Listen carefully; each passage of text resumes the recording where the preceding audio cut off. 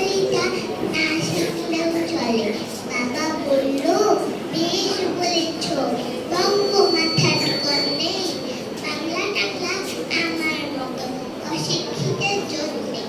বিদ্যাসাগর, রবীন্দ্রনাথ, নেহাত ছিলেন বোকা, না হলে কেউ শখ করে হয় বাংলা বইয়ের